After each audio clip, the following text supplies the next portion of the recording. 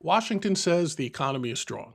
2.5% growth, 4.1% unemployment. Strong. So why is gas pushing $4 a gallon, up nearly a dollar in the past month?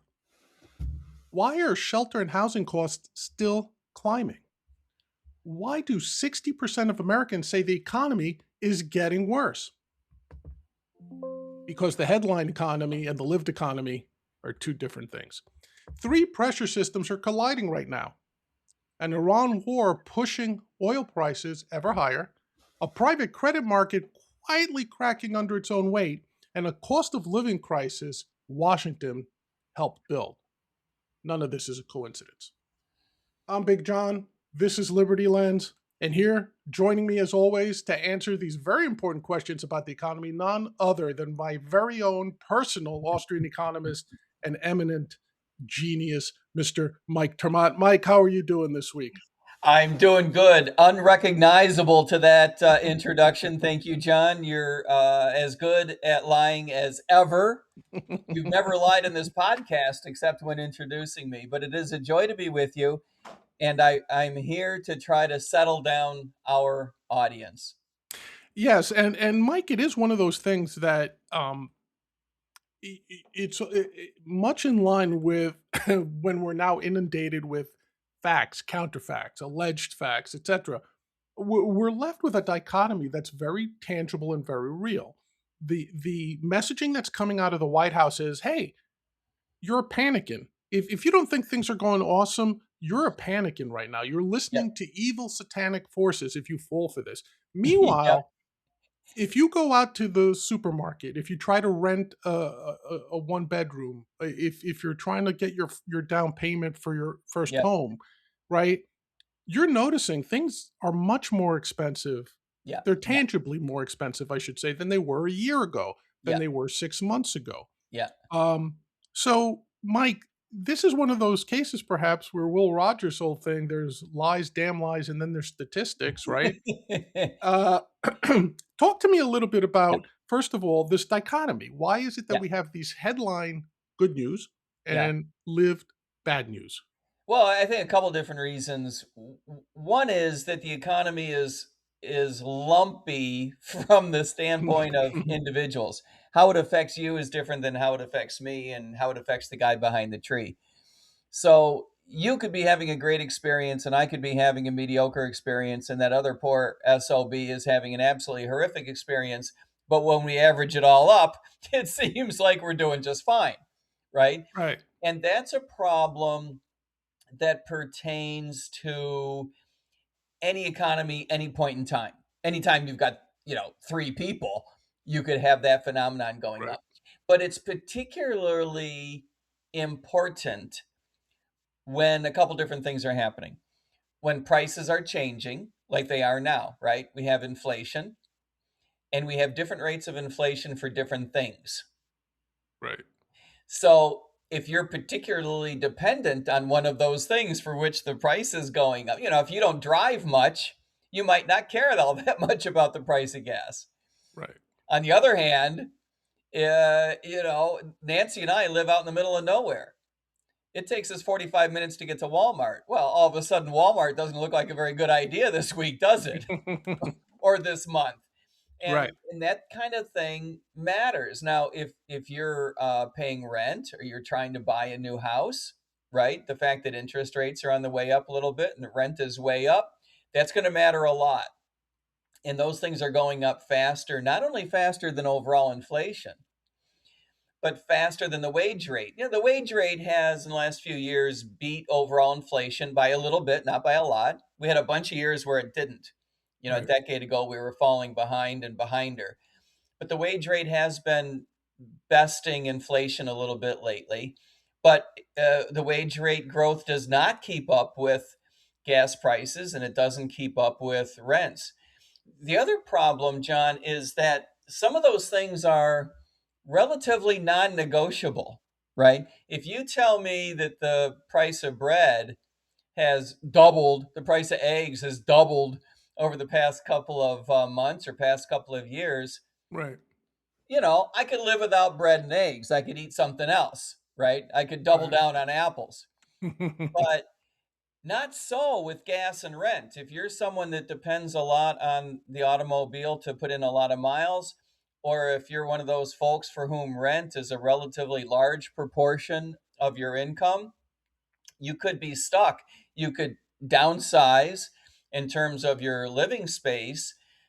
So you might keep yourself afloat, but Right. that's an issue. That answers your question about why someone would complain. It's because some of these things that are outpacing the rest of inflation are hard to get around.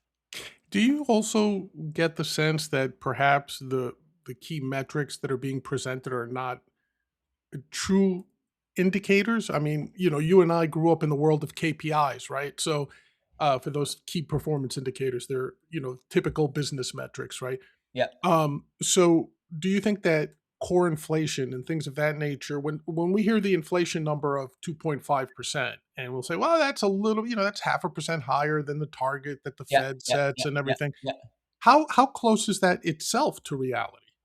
Well, it might not be such a bad measure of reality. It may just be that it's not a very accurate reflection of how it affects different people, a Mhm. la the conversation we just had.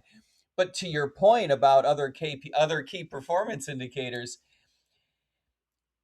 GDP is income, right? If everyone's income is going up, super, right? That's a really good thing. But that's not all there is.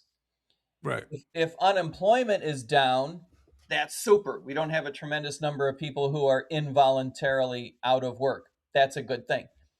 But there is much more churn in our economy than there used to be, right? 40 years ago, 50 years ago, when you and I were getting out of high school, getting out of college, we'd get that job.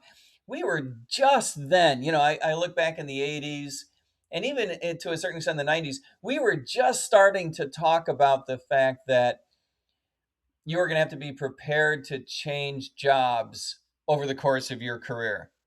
Yes. And then come the turn of the century, and we started talking about you're going to have to be prepared to change careers over the course of your lifetime, Right. change skill sets, deal with new technology.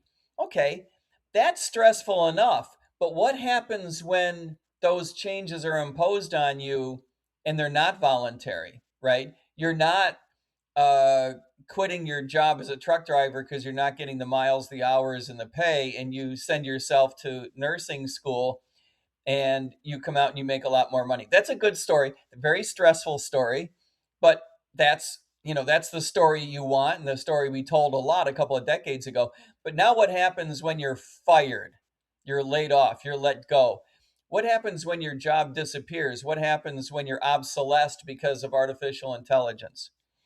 Right. Or changing, now we're getting relevant, changing trade patterns. What happens if your company was dependent on importing goods and services that they use to produce what it is that you sell? And all of a sudden, there are important tariffs that drive up your costs. Your company goes out of business and you're looking for work. That's a lot more stressful than, I think I'll go get new skills and a new job. That's just Right. out of work. And so the 4% unemployment rate, you're 4.3, 4.1 lately, super numbers, super numbers. When I was in school 100,000 years ago, we used to believe that 5% was the floor, that Right. there is no real way to get below 5%. Since then, we've actually made it below 4% from time to, and not often, from time to time. Fantastic. So 4 is a good number. But there's a lot more churn in that 4 than there used to be. And I think that's what I meant by are the indicators, are the measurements, Yes. are they still useful, right? Because to your point, it was an excellent point you made. When you and I graduated college, you said to yourself, what was the old thing? Get a job at a bank, get a job at an insurance company. Those are 30-year jobs. Those are Yep. like jobs you get for your life. I can remember my parents being thrilled when I said I got into a bank on Wall Street because to them that meant Yep. employment for life, You right? were set. You were done. you were set for life. And Right. then If they had known now, you were going to be doing a podcast with some guy named Mike in 2026, they would have blanched.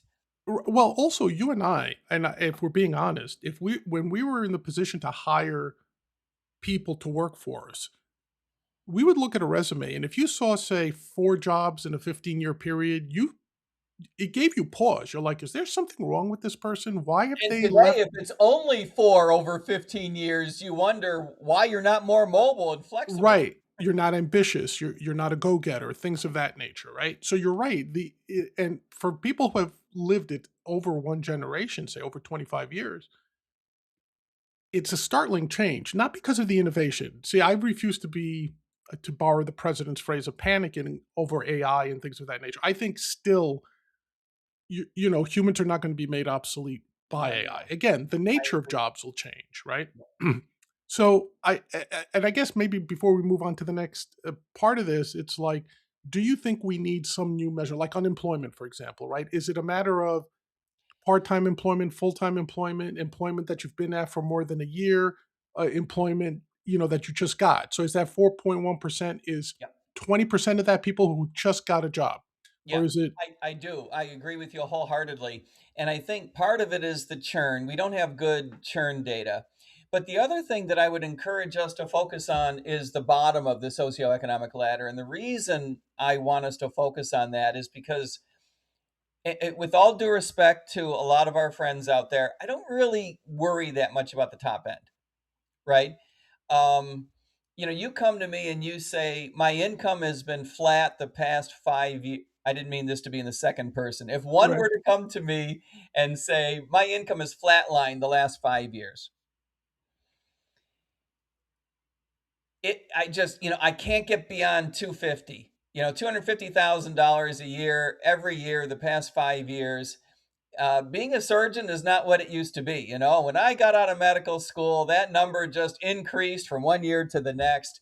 And it's not that way anymore. And I'm really pissed. From a socioeconomic point of view, it's hard to get amped up about that. And, Right, and that plays a huge role in GDP, right? right, The middle class folks making between 80 and 180, right? There are a lot of people in that category. Average per capita GDP in this country is like $80,000. So there are a lot of people that are doing pretty good, and if their income is not increasing as fast as they wish it were, that's a problem. But it's not the same problem as folks who are paycheck to paycheck on a wage rate that's not keeping up with inflation, whose expense is disproportionately unflexible because it's rent and right, groceries and gas. And for those folks, I think that we need to look at things like bankruptcy numbers, credit default numbers, right? Credit card debt being carried. How much of your expense is being dedicated to servicing debt? These things are a very different animal than uh, the surgeon who's trying to make it from 250 to 300 take home pay. And so the economy can look really good when you add it all up, but when bankruptcies get over 1 million a year, it matters. It matters a lot. And so I agree with you. I'm not a big fan of GDP as our KPI. right. And it's sort of reflected in the stock market, not necessarily the GDP numbers, but I think the same type of what's happening, right? So just, if you look at the stock market, you might be tempted to go along with the president's assessment, right? Or famously Pam Bondi's assessment when she was being questioned about the Epstein files. Look at the Dow being at 50,000. What are you complaining about? Why aren't we talking about that? Right. Now, of Yeah, she course, should not have said that for a variety of reasons. right. Not the least of which was it was the wrong forum. But my It was point being, completely irrelevant, no matter how great you thought it was. right, But if right. you think that that makes up for some, poor guy who just lost his job or who's defaulting on his mortgage, to know that his neighbor's 401k is going from 5 million to 5 million 3, You know, that just doesn't cut it. Well, and that's true. And then the second thing I was going to say is, Mike, that when I was still consulting and my main line of work was data science and everything. So a client would come and say, like, do me a favor. Can you just give me one number? Can you give me an index, sort of like the Yeah. Dow Jones or the S&P Yep. 500, to tell me whether I'm doing bad or I'm doing, I need some attention here. Right. And of course, I both was happy and deeply saddened when a client would ask me for that. And the reason is, much like the S&P 500, right? You see S&P 500 keeps climbing, things must be awesome. But then you look at it and you underneath the hood, right? And you're like, well, of those 500 companies, there's like 10 that are doing super well. Nvidia, Meta, Google, right? And then you say, Anyone but the who has an upside in AI today, for right, example. yeah. That's But a, by then the you way, that's a look, whole other episode you and I are going to have to tackle we're is going to do the that, AI yeah, bubble. But yeah. let's put that off for a moment. So you've got 10 or 12 companies that are driving the entire index, but then the other 485, 490 are lagging or they're just treading water. So if I'm giving you the just one number, how are these 500 on average doing? It's going to look green. It's going to look good. But if you start breaking apart that index, right? You start looking at things like, when it comes to the S&P 500, the price to earnings ratio, it's the highest it's ever been. The volatility index, the fear index, these are like approaching 2008 bubble levels, right? Yep. So that's, in my opinion, why you have the dread and why I mentioned the KPIs. A lot of these KPIs are just meant to be Kentucky windage type of thing, right? Like, I kind of get a sense of where it's going, Yep. but there's other factors that unfortunately you just have to take the time to drill down on. So I think, for all the reasons we just described, the headlines and then the lived experience are right now pretty far apart. Yeah. Now, you And like mentioned, I say, yeah, I do think not only is there a differentiated impact on various folks, but if you're cutting it closer, it matters. You know, the first $100,000 is a lot more important than the second $100,000. absolutely, absolutely. Um, Now, in what we just talked about, you mentioned credit, and you were talking mainly about people's personal credit, which, Yep. the president, I think, in some way, his advisors have told him, start talking about that. A couple of months ago, he talked about capping interest rates on credit card debt and things like that. To which Jamie Dimon famously said, "If you do that, you're going to destroy the economy." Some people's primary line of credit is their credit card. The banks will make money regardless. My bank, JP Morgan, is going to be just fine, trust Right. me. But if you Right. cap those They've in weathered bigger storms than interest rate caps. absolutely. However, what will it do to the individual? It'll destroy their credit because now they'll be denied credit if they can't pay it back, right? If Because unsecured loans, which is what credit card debt is, you don't give it away for nothing, right? There's a reason why it's No, the 24%. default rates in this area are ginormous, and for Right. banks to make this facility available means they have to make a dollar, to make Right. a buck, they need to be prepared to charge 10% to the best people and 18 to 21 for everybody else. Right, exactly. But there's something underlying that's been bubbling up. You and I may have a difference of opinion of how important this is, but I want to give you the I opportunity to think talk. it's an important story. I'm glad you brought it up. You brought up the private debt market. Yes. And it's the reason I initially poo-pooed it is because it's not very big. But in the grand, it's it's only a couple $1 trillion. It's not very big in the grand scheme of things. But it's a potentially interesting story. It's a potentially important story that can punch above its weight because it's one of those things. I think it's got two interesting characteristics, and I'll let you reintroduce it if you want. But Yeah. um, it's got two interesting characteristics.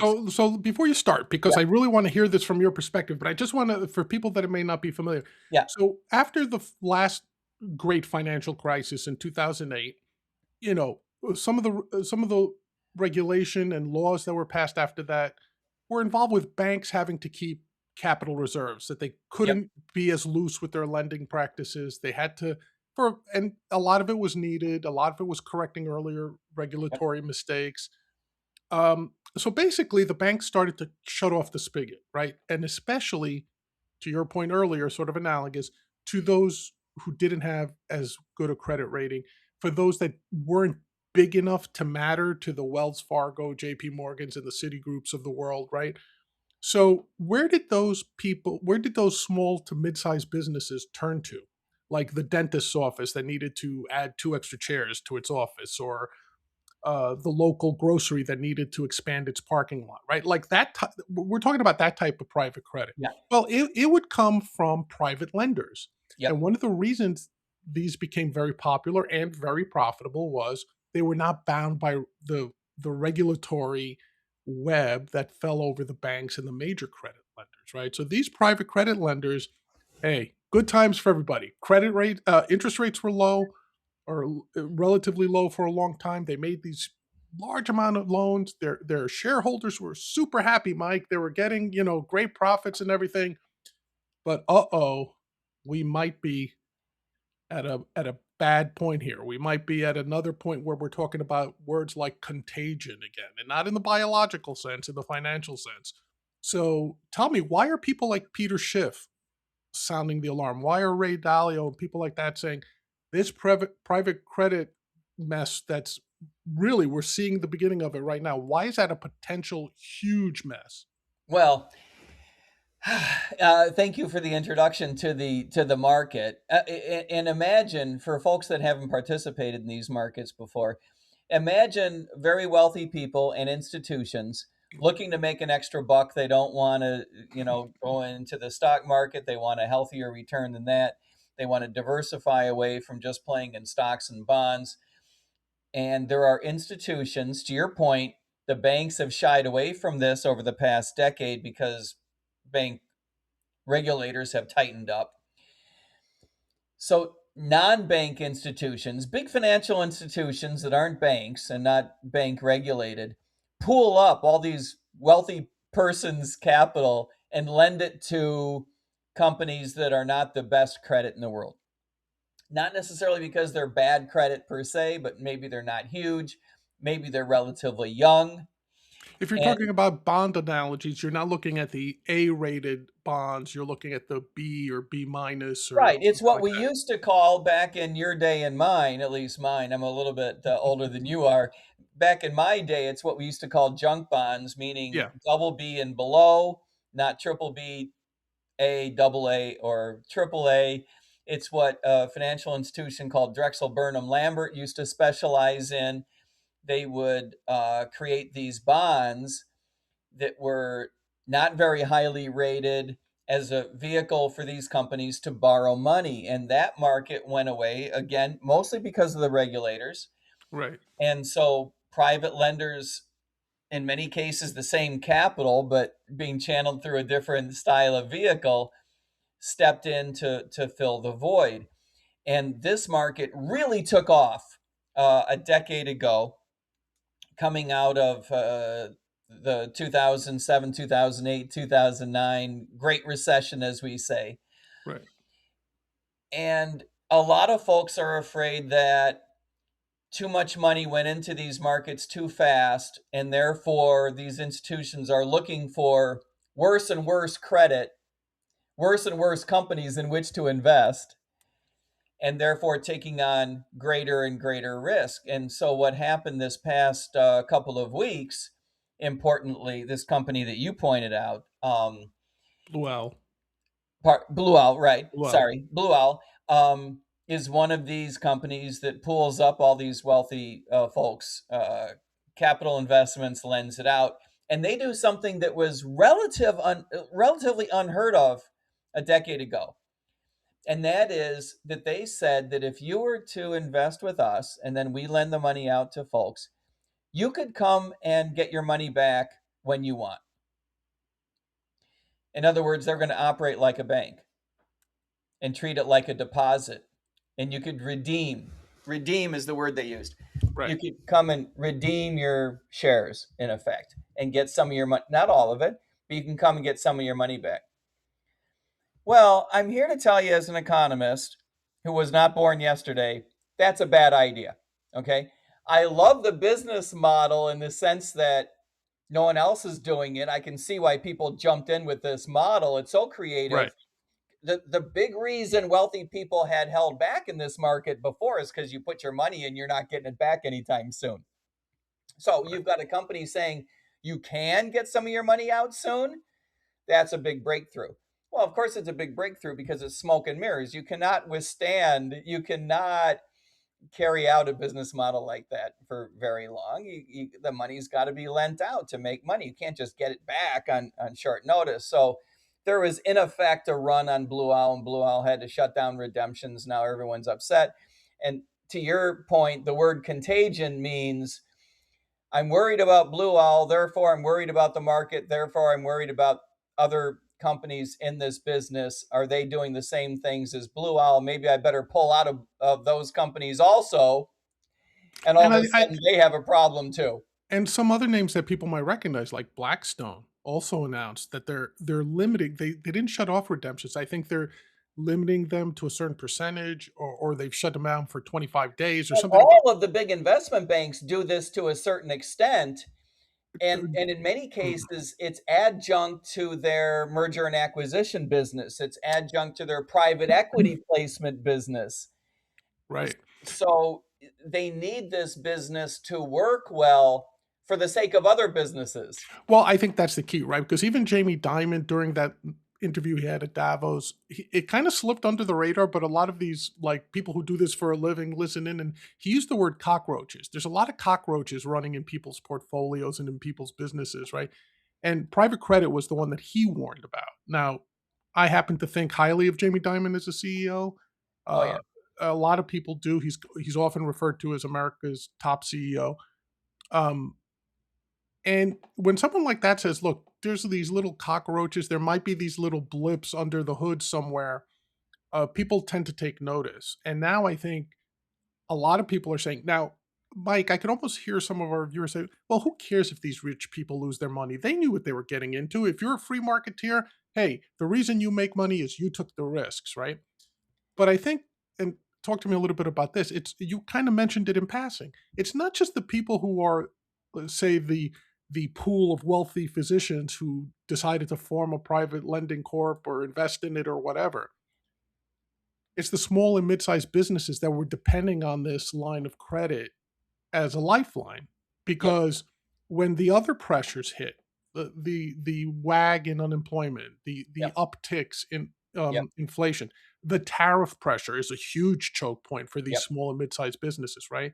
yep, In a lot of cases, these small and mid-sized businesses were relying on the private credit market to do things like make payroll, yep, do things like yep. uh, get their inventory. And I think that is where the danger is. I think the danger in not viewing this as a potential problem is when you say, well, who cares about, like, to your point earlier, who cares about the top 10% and what they're doing? If they good, who cares if they, Right. but I think it's the small and mid-sized businesses. And that's where I think the contagion comes in, Well, right? absolutely, you're exactly right. One of the things I spent most of my career in banking and worrying about banking regulators.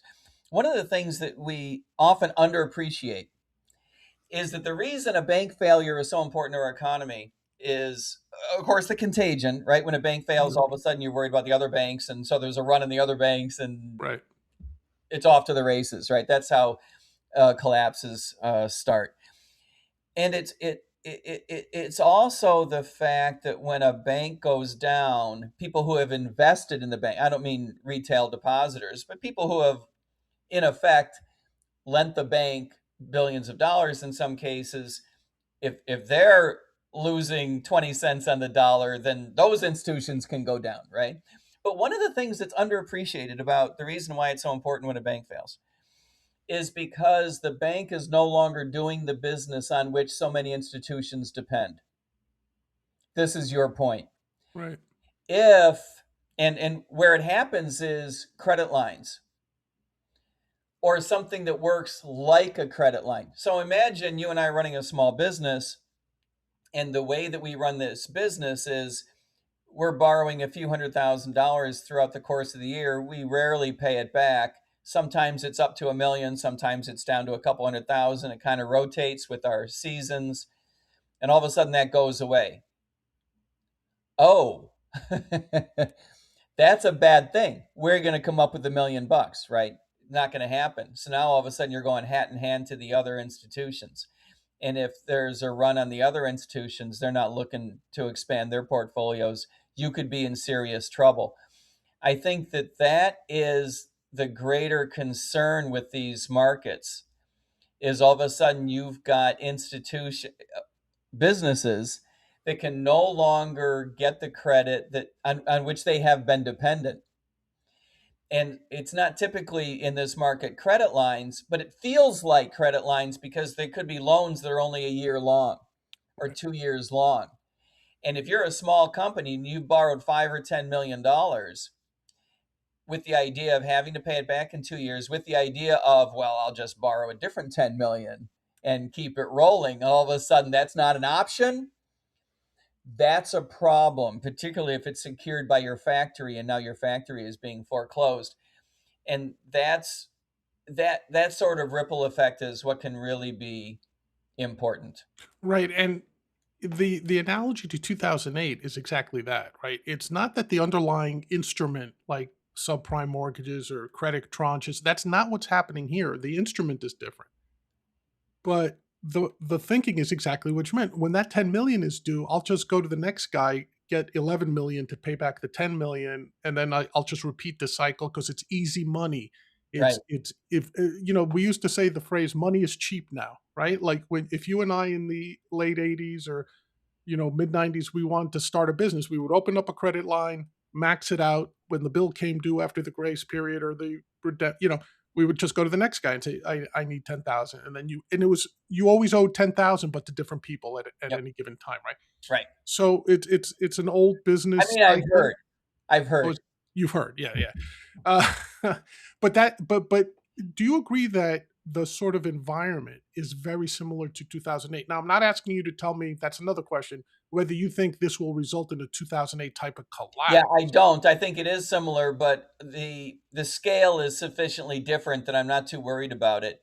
In 2008, the big driver were institutions that were so concentrated and so large in Fannie Mae and Freddie Mac that they were able to bring down the huge insurance company AIG and bring down investment banks and commercial banks, lenders. Uh, the scale was ginormous, and I don't see that happening here. It's worth keeping an eye on, and it's worth paying attention if it does bring down a significant financial institution. But at the moment, I would be optimistic that we're going to be able to dodge that. And it's really going to end up being a cautionary tale. Don't be investing in a business whose model is, we're going to make long-term loans and promise to give you your money back along the way.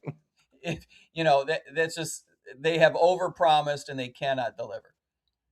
Okay. So we were talking about the economy. I said there were three parts to it. The first one we talked about was the affordability versus Yep. headline news. Now we talked about a potential private credit crisis for whatever amount we think that will have an effect. Now, the third one, of course, is the war with Iran. Yeah. Things have not eased up on that front, Mike. Famously, I think it was 7-8 days ago, the president said, "It's over. We've won." Well, we're still at it. Yeah, George Bush said the same thing. George Bush said the same thing. Now the administration has gone back to Congress to ask for $200 billion to fund not a war, but something else. Apparently, we don't know what it's to fund because it's not for a war. Maybe a police action of some sort. Yeah. So It's a without war. getting into the war itself right now, because I think that's a separate episode, but without a doubt, it's having an effect on our economy. Yeah. So Iran has essentially slowed down or shut down the Strait of Hormuz passage. This has shot up the price of oil. Or was it Brent? Crude is over $100.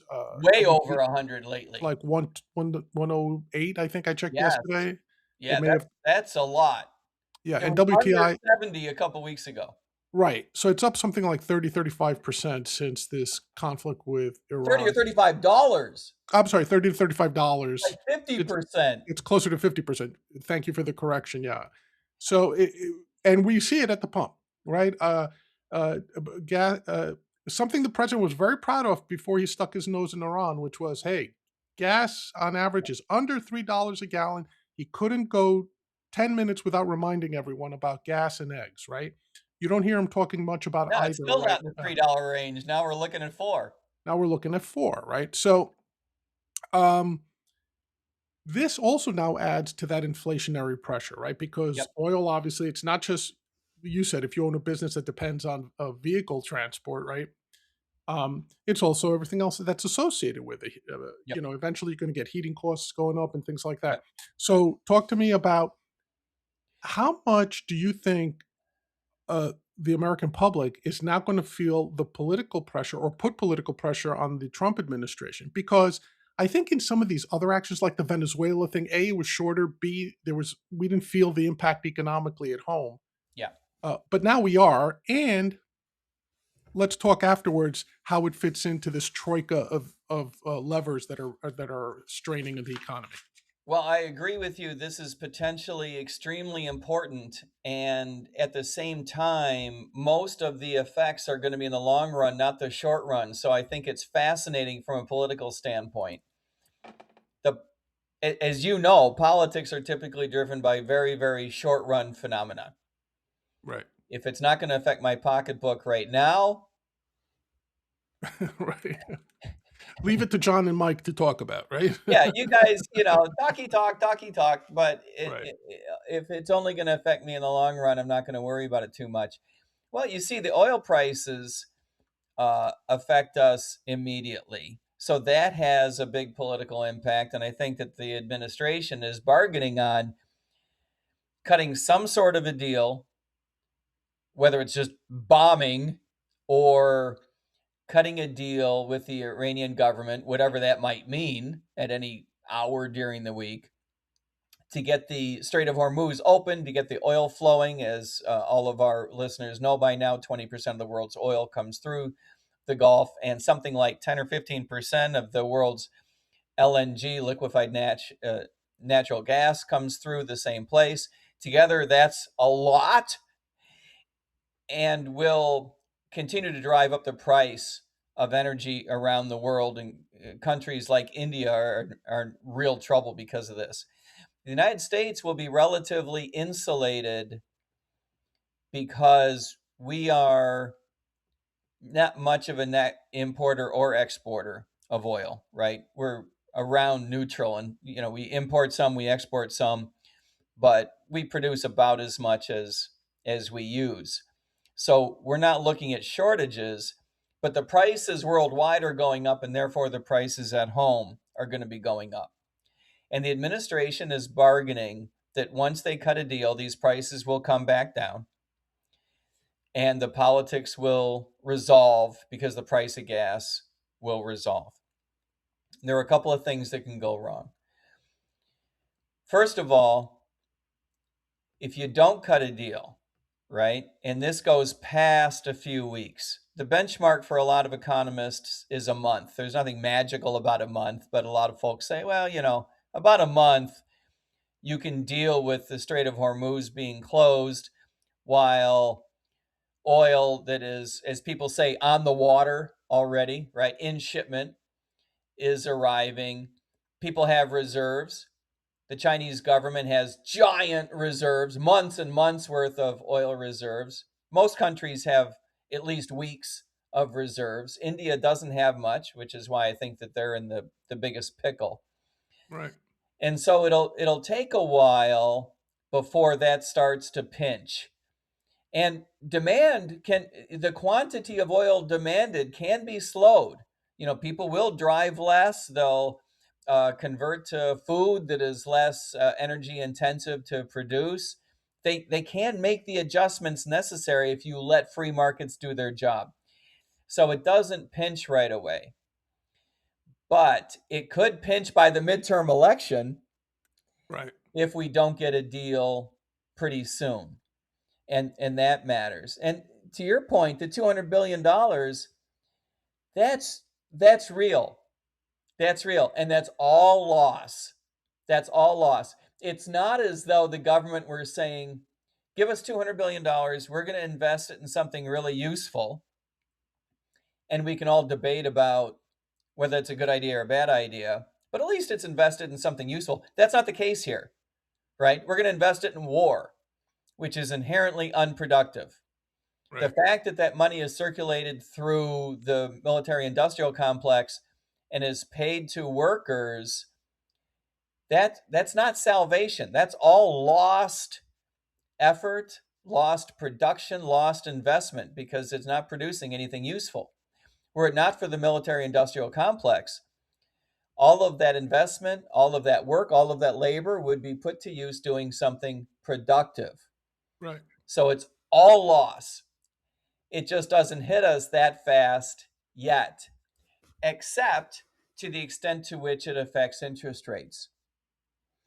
So if you're taking $200 billion out of the economy, in other words, the government has to borrow $200 billion, right, to pay for the war if they're going to Right. It's spend. not sitting around somewhere. Right. Right. Give us that 200 billion that's sitting under your pillow. No, it's green light us to go borrow 200 billion. Well, and to your point, it adds to deficits, it adds to inflation, it devalues the currency, and Absolutely. And all of that go is ahead. real cost.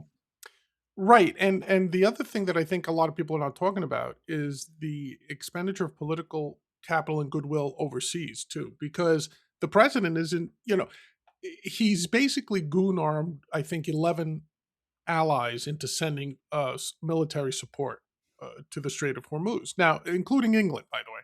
Yep. The president views this as something really great. He crows about it. He'll say, like, hey, I kind of strong armed them and told them they're in, we're not going to protect the Strait of Hormuz. But I have the feeling that a lot of our allies are saying there was nothing wrong with the Strait of Hormuz till you decided to attack Iran, right? So it's not And an hour ago, everything was fine.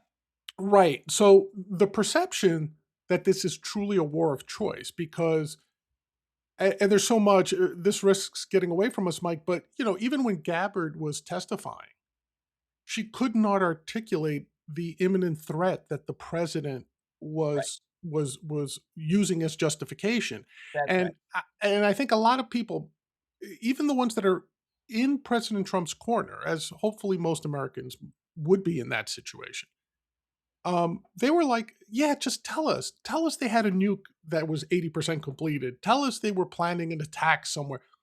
But Gabbard, and this was very telling, she evaded the questions, which I thought were fair. They were not politically, No, they were fair questions. and she just kept saying the only one who could determine what's imminent is the president. Yeah. She And by the way, Tulsi is a grown ass adult. One of the reasons why I was very yes, supportive of her taking this job is because she's a grown ass adult, and I really thought that she would be politically independent and therefore super trustworthy in that role. I think I may have gotten that wrong. That's another right, episode. right, I don't know that there's a different answer that she could have given and maintained her role in the administration. Now, one might hope that she would tell the truth at the risk of losing her role in the administration. And right. I think that she, in effect, did tell the truth, right? She, Yeah, you and I and anyone else who cares to pay that much attention watching her testimony came away with the impression that we already had, right, which is that there was no imminent threat right, and this was a war of choice. Now, that doesn't necessarily mean it was a bad choice. It just means that you had time not only to bring the American public on board, to bring Congress on board, to bring your European yes, brethren on board, right, and the one that no one wants to talk about anymore is to cut a deal with Iran and potentially with others in the Middle East. right. Find a diplomatic solution instead of a military solution. Building on the Abraham Accords, we already know that the Trump administration is very good at this. Let me give credit where credit is due.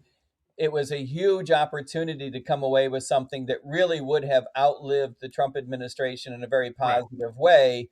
And he could have pointed to the Obama deal that I didn't think was so bad relative to what Obama was working with and his reticence toward, engaging with violence. But he could have pointed to that and said, that sucked. I've come up with a deal that really works well. And really positioned him, I think, where he should have wanted to be positioned politically as a peacemaker and a peacekeeper, and he blew the opportunity. And so you've got this situation where some Congress is resentful, including some Republicans behind closed doors. A whole lot of Americans are resentful.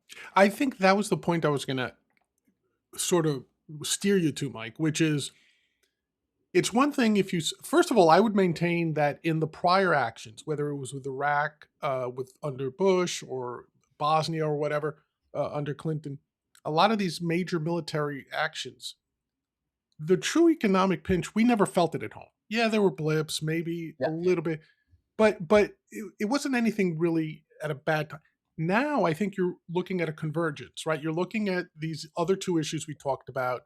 You're looking at this thing being perhaps a protracted war. And if it does go past a month or so, to your point, the American people kind of sort of feel this wasn't a war we needed to get into, that there was no imminent danger. Again, following last summer's proclamation that we had obliterated their nuclear capabilities, right? That was the reason we had that initially, right? So now I think people are saying, wait a second, what's going on here? You told us we were done with them. Now we're back, and I'm paying $5 a gallon in gas It and doesn't work as inflation. a package. Right. That's why I'm saying these three things. How much of a chance do you think? Let's sort of wrap it up a little bit. How much of a chance do you think is that between these three factors that we just discussed, like it seems like we ask this once a month, how concerned are you that we hit a recession? And let's define recession as a I don't know what, a 25% drop in GDP, the No, stock no, no, market, no. or Two and anything a half. like not GDP. No. I mean the stock market dropping 20 25 Yeah, percent. we're not going to get that. I don't think we're going to get a recession of a technical nature, meaning two consecutive quarters of negative real growth. I don't think we're going to get that either. Yeah. I think we're going to get by. And for a couple different reasons. One is to the extent to which there's a disruption, it'll take place outside the United States because we will have access to the energy that we need. We're just going to have very high prices. And remember that for every 10% increase in, say a 50% increase in the price of oil, you're only going to get inflation of 1%, 1.5%, something like that. Now, that's a lot, right? But it's not so much that alone it would push us into a recession. You're talking about increasing inflation from 2% to 3%, from 1.5 to at most 3.5. This order of magnitude.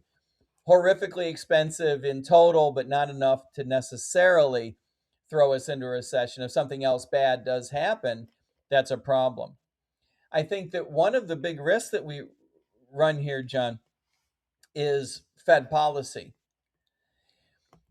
If the Fed looks at the inflation data and is unable to determine, is this inflation caused by things like tariffs and war and extra spending on the war and higher oil prices, oil shocks, or, that's category A, right?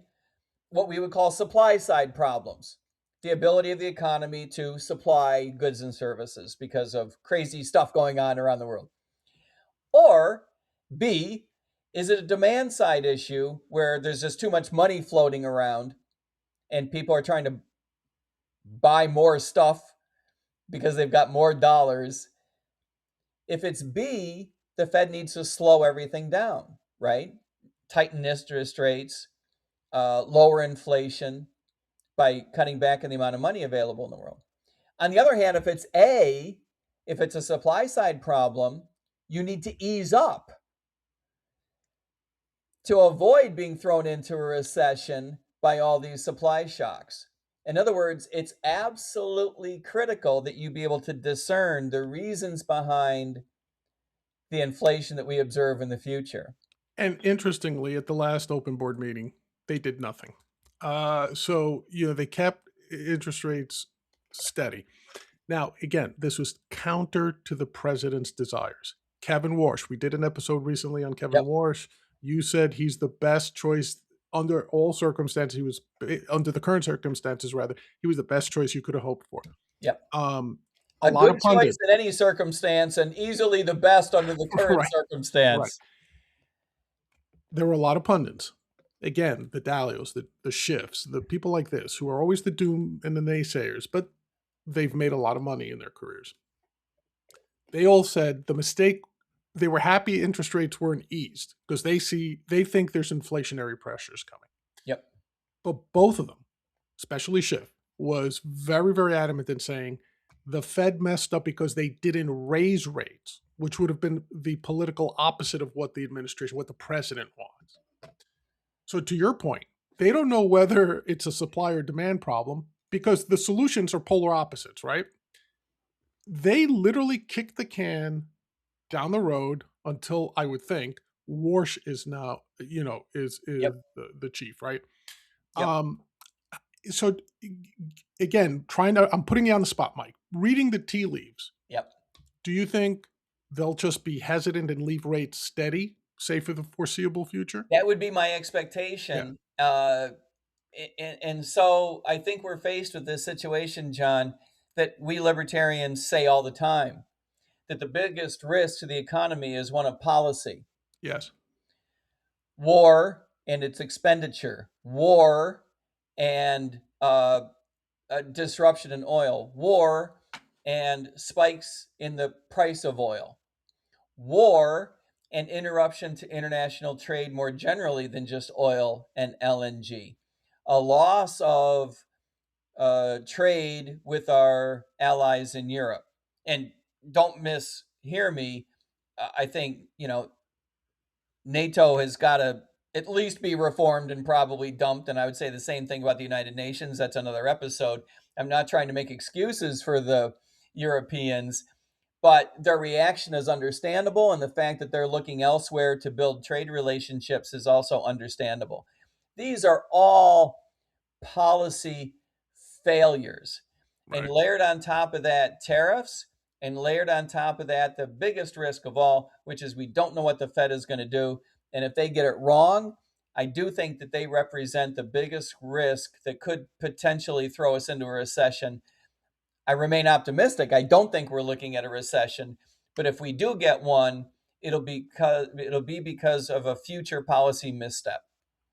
Right. And I think the sentiment, if just to throw it in, is fodder, as I think guys like Diamond and the other banks are putting the risk of recession at roughly 35% right about Yeah. now, based on the latest that I saw. So it's Yep. it's not.